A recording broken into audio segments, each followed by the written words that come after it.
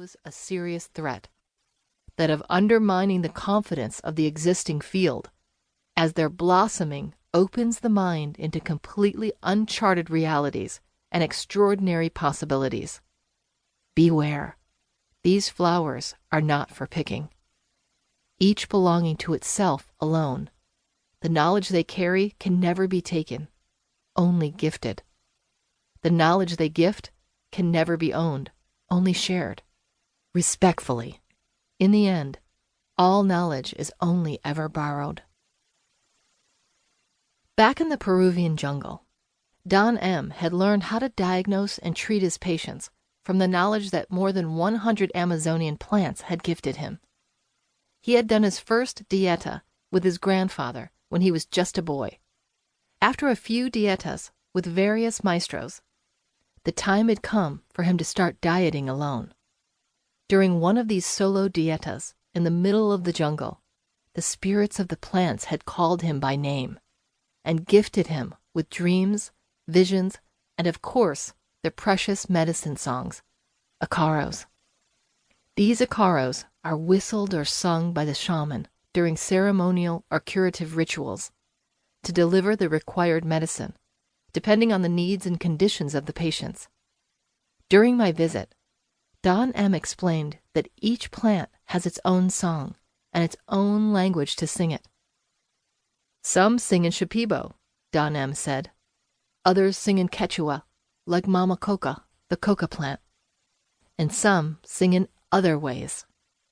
And he was able to sing these songs during ceremonies, even if the language was unknown to him, or simply other than human. As I had experienced myself, these songs are not metaphors, but tangible gestures of a plant's fondness to communicate and relate to the human through kinship.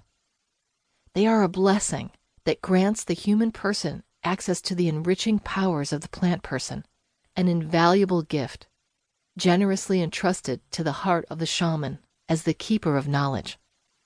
And for thousands of years, indigenous healers, witch doctors, and shamans around the world have been learning the songs of plants as a way of communicating with these other than human persons and acknowledging them as the guarantors of human existence, the true philanthropists of the world. A relationship built on this premise can only engender a deep sense of gratitude and humbleness that awakens our role as custodians with a duty of care and respect toward these other beings and the vital knowledge they enrich us with. Without idealizing them unnecessarily, it is fair to say that many indigenous cultures have maintained strong traditional systems of custodianship over these relationships to safeguard their knowledge and uphold the associated responsibilities for their use. It is quite the opposite in contemporary Western society, where the lack of appreciation for the preciousness of our relationship with these vegetal others has promoted a destructive attitude that fails to recognize both our absolute dependence on these relationships and our obligation to protect, nurture, and care for them. In this state of neglect and disregard, the cultural construction of plants as objects becomes an indispensable distortion. Wheat, oats, and barley are reduced to slavery as crops on production lines, and eucalyptus and pine trees tamed and confined in plantation camps, often far away from home, while the unruliness of a natural rainforest is burned or bulldozed to be deplorably eradicated to support our utilitarian exploitation and monopolization of these vegetal beings as resources, and to justify our misappropriation and misuse of the knowledge they have brought to humanity.